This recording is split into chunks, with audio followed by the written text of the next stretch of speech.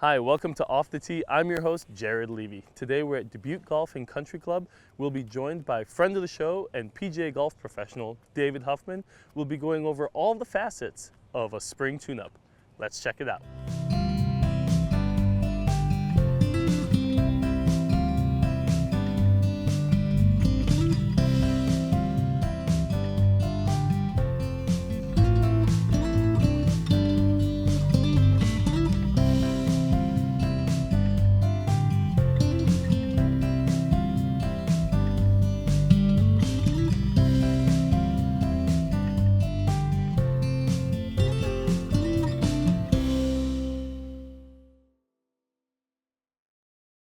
Hi, we're here today at Dubuque Golf and Country Club, and I'm joined again with David Huffman.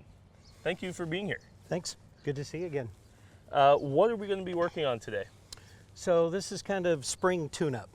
So relative to putting, what we want to get going first is a little bit of touch or distance control, a little bit of mechanics, so that we kind of feel confident with our golf stroke, our putting stroke, and potentially we might do a little bit of technique that might help with the ability to roll the putts where we want. We're starting off here, we've got a little training aid. So an interesting fact on tour, these tour players are spending massive amounts of their time on the putting green. And when I say massive amounts, it's the percentage. Tour players don't spend an amazing amount of time on the putting green, but it's very efficient time. So you will see guys with chalk lines, string, mirrors. In this case, we've got a well-putt putting mat that's helping us kind of guide your stroke so you can kind of sense the stroke itself. Okay. So we're trying to develop kind of a repetitive motion here, potentially see flaws. So all right, let's hit a few and see what we've got. Okay. So just center it here on the mat. Center it, and let's do one thing first, Jared. Let's make a practice stroke here. Kind of follow the putter heads that are down on the mat. And your center line follows that orange line. There we go. Now we're on a pretty neutral arc. Yep. And the putt has to work on an arc since we stand to the side of the ball. There is no such thing as a straight back and straight through. Okay. Okay, good. Fire away. Okay, here we go. It's always good when it starts out like that. 100% right now. Awesome. You always make those, right? Definitely not. Must be this mat. Okay, good. That was in. Ball knocked it out. Yeah. Now, what we can do here as we continue kind of you see the holes that are in this training aid? Okay, so what we can do now to kind of work on the stroke, we can fill these holes in to make sure your path doesn't get too outside or too inside. Yep. And then we can get it on the follow-through side too. So kind of exercises or drills like this are for sure the most popular kind of training that you'll see, again, professional golfers, whether it's the women on the LPGA or the men on the PGA Tour do. So let's just hit a couple. And what I would do first, let's make a stroke through there so your brain kind of feels what that is like. Oh yeah, I'm already... So you notice you like to kind of take the putter a little out. To the top, yeah. There you go. Whew. It's harder than it looks. There we go. Okay. Okay. So you're looking for that feel. If that felt more like you were putting inside out, outside in, whatever that feedback is that you're sensing. Oh, let's try again. That's okay. Good. Good. All over the place. Now, you know, one thing to give you a little leeway here. You know, your putter, the width of your putter is fairly big. So you can see you don't have much margin. Yeah. So what we would almost have to do is, you know, put you on the ground because your putter is giving you about zero margin.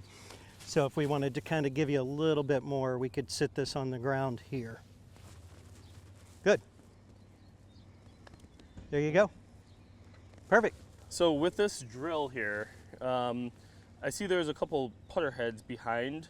How do I know how far back I should be going and stopping as far as this goes? And this is going to be, it's a great question. It's going to be individual. Okay. So you might find on a 6-foot putt like we have that you only go back this far because your tempo might be more upbeat. If your tempo is much slower, you might be back to here. Okay. The one thing that they found in recent studies is that the best golfers in general, the backswing is a little longer than the follow through, so it's just momentum of the putting stroke. There's not a lot of acceleration. Now, that's what they found with the majority of best putters. That doesn't mean some great putters in history have more acceleration. So that'll kind of determine it too, and that's where this training aid's pretty good. You kind of match up your rhythm and tempo to those heads. Yeah, there you go. Good. Okay. That one felt good going through the gate, maybe you could call it. Yeah. Now we'll move this one on the gate. Let's grab a couple more. So they've determined that most putts will go in, that what determines your success is putter face. Yeah. So from this distance, we have about less than 1 degree of putter face that can be off from exactly perfect on the target for this to go in. So great control. So make a couple strokes trying to follow those putter heads on the mat in the finish. So you have a tendency to leave the putter a little open. Just try to get that putter face to follow that. Yes. And then you're trying to use your senses, sensations to understand what that feels like to you. Okay. So most important, what did we just say? Most important is putter face control. Yeah. Good. Okay. In there. One more time. So slightly close it from Yes, that. just feel a little bit more release or closing it. There we go. Get Yeah. in. There we go. Now, relative to following, this training aid as far as path, Yep. again, almost all of your makes are determined by your face control. If your path could be very outside in or very inside out, and if you're really repetitive with face control, you'll make a lot of putts. But the better your path gets, the more consistent you will also become. On the face. So you get a little streakier if the path is way off. So that's where a mat can help, minimize kind of errors within the stroke, but the stroke does not have to be perfect. We're after terrific or repetitive face control. Yeah, I like this. This is a good visual aid, and I think it gives that immediate feedback when you see that I'm just rimmed out to the right, just fixing it by There you go. closing it. That was a great stroke. Yeah, felt good. All right, let's move on from a little bit of technique and hone it a repetitive stroke and face control to some distance work or speed work. Okay. So that would be some of our lag putts. And, Yes. Or I guess it could still be speed on the close ones, huh? Yeah, so the determining factor, again, when we talk the best players in the world, so from about 4 feet, tour players in general are making about above 98%. So that doesn't separate them. So then their ability to hit putts from 30 and 50 feet within that 4-foot zone so that they make 98% and avoid 3 putts is a big deal. So speed control becomes a huge determinant. The last variable for a professional golfer then becomes 7 to 11. Okay. So we need distance control to avoid 3 putts. Yep. We need to be able to make 3 and 4 footers at a high percentage. That'll lower our handicap. And then 7 to 11 is Isn't going to affect a whole lot of us. Yeah. It's going to affect, Scheffler's success. Yeah. So let's back away and do a little distance.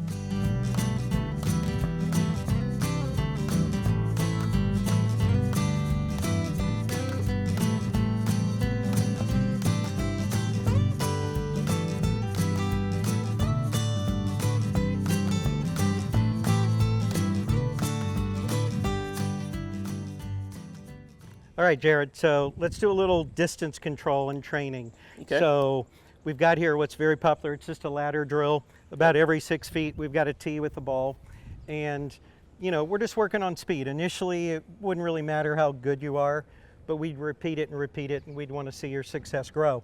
And this might take multiple days, might take a week, relative to what would success be. Yep. So one of the most recognized putting instructors who kind of specializes with a lot of research putting, a gentleman named David Orr, would consider a great putt goes in the hole.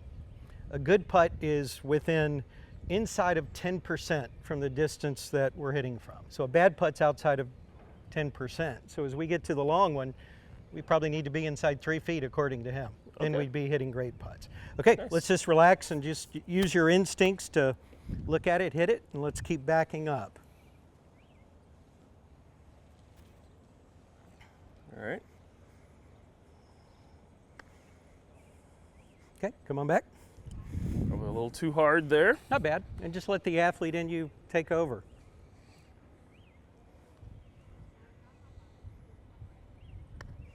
Good touch. Better. If we were wondering, okay, what do we do? How do we control distance? A lot of golfers would say that they just look and go. So it'd be like, you know, we're playing tennis, the ball's over the fence. You walk by on a walk and you flip it over the fence. Yep. So you use your instincts that your brain's learned over years. You don't know the fence is 10 feet high, 8 feet high. You don't know I'm 25 feet away. Yet we have this great ability with our brain to throw it to a person. So that would be the majority of answers you get. Just look and go and let your brain do what it's learned to do. But there are some golfers where it could be advised that you might be better off stepping this off. And to your mind, you start knowing what a 20-foot putt feels like to you, what a 10-foot putt, what a 30-foot putt. Okay. So it's a little more mechanical or analytical, but some people's minds work that way. So that's where you just kind of figure out what you do best. Okay. I like your analogy of flipping it over the fence. That's kind of my practice stroke of like, okay, would that get to the hole or not? Yeah, that's terrific.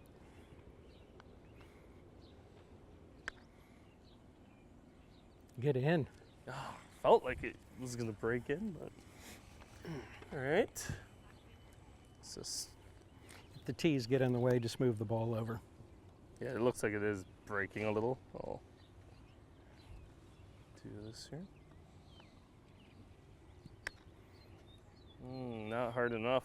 Good though. Ah, Again, Yeah. as we get back here, the goal's 2-putt. So speed control, that's success. So early in the year, we just want to do this often enough that, you know, you're playing golf and you don't overthink it, that Okay. you're allowing yourself to react to the environment you see.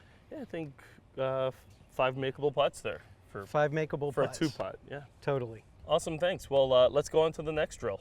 That sounds great. Hey everyone, stick around. We'll be right back after these messages.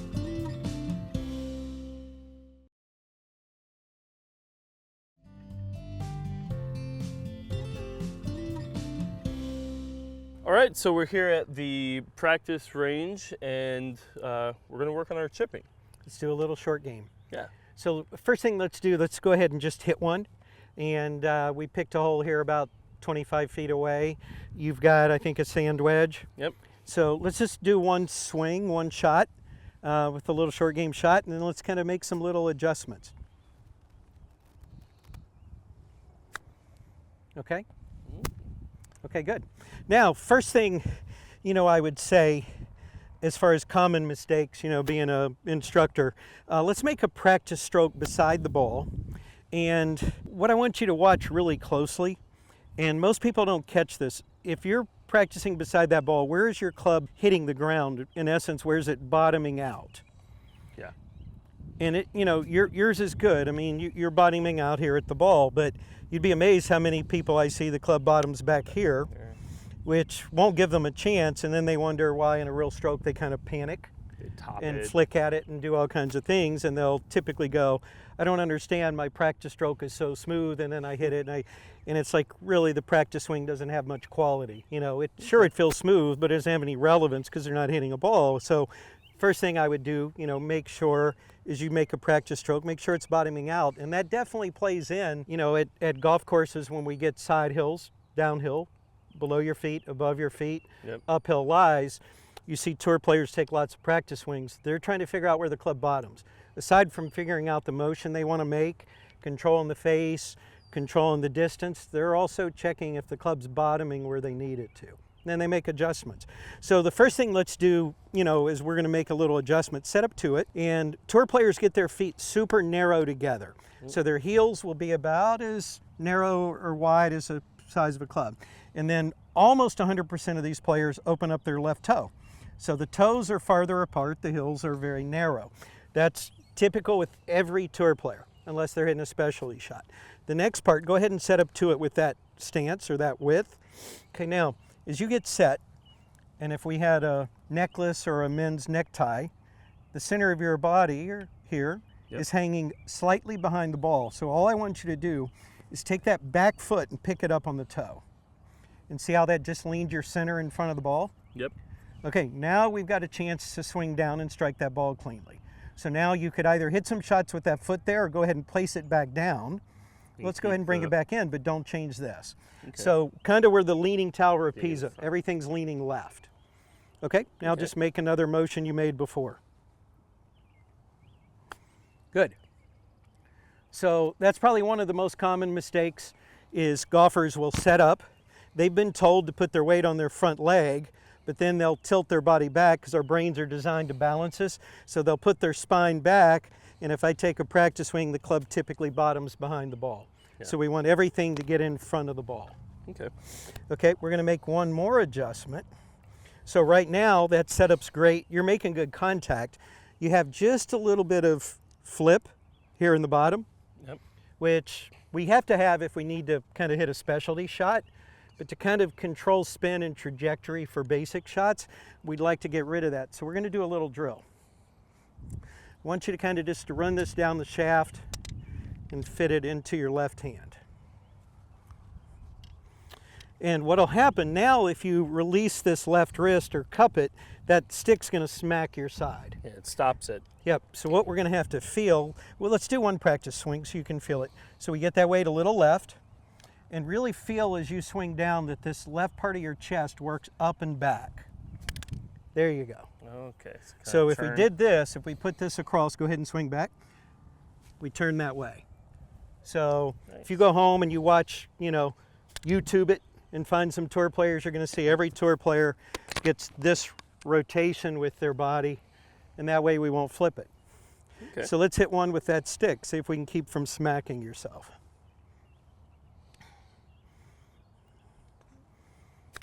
Good, way better. Yeah. So that ball went out way lower and stopped shorter because it had more spin. Yeah. So when we get this little bit of flip, we throw it up high, maybe it lands softly like a butterfly, but when we get this little more descent, we'll put more spin on the ball. Spin ends up being our friend. So we'll get set, lift that back foot up a second, our chest is in front, place it back down. Okay, now just let that left chest rotate up and back as you go through the ball. Awesome. That's got a ton of spin. Get in there. Pretty close. That's awesome. Okay, so those lower. Are terrific. Yeah. Any feedback as to feels? The feel, well, the main feel is me turning. Perfect. Before I felt like I was just letting the club, I was kind of keeping my body, my chest over the ball. Now I feel like I'm turning it at the target and kind of seeing what's happening. Perfect. So. Yeah, Jordan Spieth, if he gets asked what's the key to his really good short game, and he talks about getting this left chest to rotate up and back. Up and back. And then there's a common mantra, in the coaching world relative to short game. Part of this makes sense, the second part won't, but the mantra is how far you take it back controls how far it goes. Well, duh, that makes sense. If I take it back short, I'm going to hit it short. But the hitting the ball cleanly part is crucial. So the mantra is how far I take it back controls how far it goes. My body rotation or turning controls me hitting it cleanly. Controls the strike. Yeah. So one thing was there was no duffing at all. Like as you said, I think because the weight's forward and the turn rotation was forced. The stick is forcing me to turn. Yes. Versus just stopping me here, and I could see when I hit the ball, it's normally because I do some deceleration kind of thing where the ball just flips right there. We've all been there. Sure. On those nervous shots. So. Yep, the common mistakes are weight too much back and then no rotation. Okay. So you combine those two, we hit a lot of good shots. Now, let's add. So we're early in the season, you're trying to make yourself better. A lot of golfers don't have a ton of time, so they try to get better with one golf club. Yep. And that's good, that's fine. If you then want to accelerate and raise your level, we need more shot repertoire. Yep. So then what we want to do is I'm going to take a little marker, and you were probably hitting that wedge, that sand wedge, about 4 to 5 feet onto the green. So we put a little marker out there on the green. Yep. And we would have a group of balls, and then all we're going to do on a big green is we're going to grab a couple more clubs. Okay. So we're going to start off with an 8-iron. Okay. We'll keep the yellow stick as a training feel, and a little motion trying to land the ball to our marker.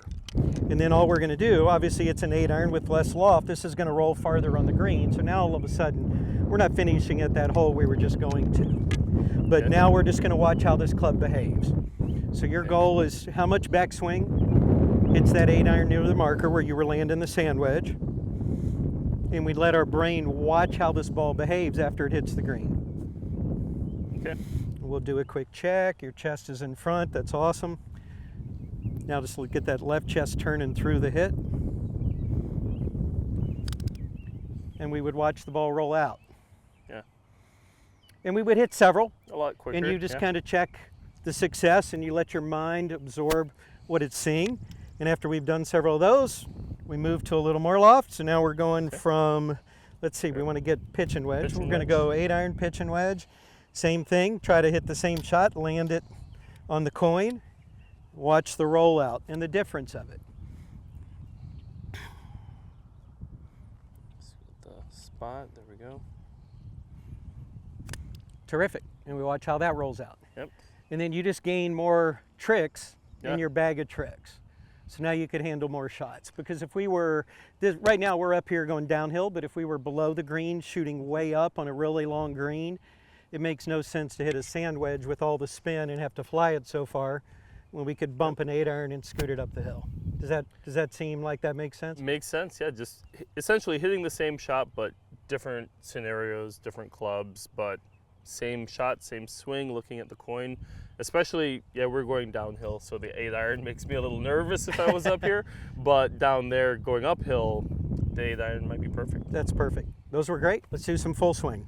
All right. Hey everyone, stick around. We'll be right back after these messages.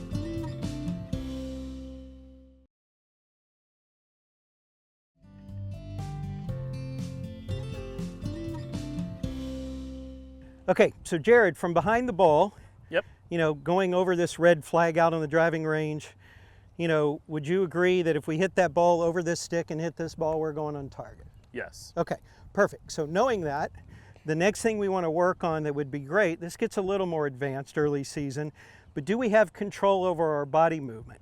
So we know this is ideal for a starting line, starting direction, starting line of our golf shot. So we could hit a bunch of shots, trying to feel the ball traveling fairly accurately over the stick. Then a great practice, I moved a gate to the left and Yep. I moved a gate to your right. Yes. So at that point, we could start practicing start a ball through the left gate, start a ball through the right gate, start a ball through the middle. Now you're really training your brain to control body movements and the end of the game, kind of make the ball start and go where I want it to go. So let's make a swing where we're just trying to get the ball starting over our neutral target line. Okay. Right at the center stick there. And make the swing, or Yep. just a line? Grip looks great. I think I hit the left one. So what can we take? We learned something, right? Yeah. So, you know, we obviously started the ball a little bit left. So let's see if we can make an adjustment now. Talk about immediate feedback, huh? Immediate feedback. We could congratulate you for hitting such a tiny target. So without aiming differently, Yep. okay?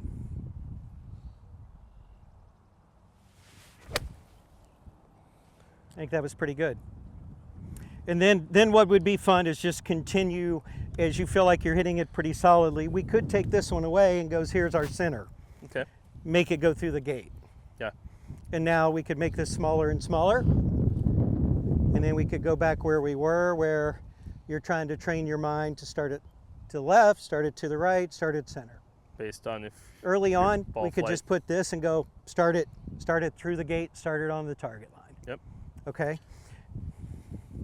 That would be a pretty good start, you know, to get the season going. We've got grip, we've got posture, we've got alignment, and you're doing ball position. Now Yep. you're doing a little bit of how your body moves to control where the ball goes. I think putting all those together, you'll get some pretty good swings early in the season. Yep, we can get you off to a good start. Okay, I love it.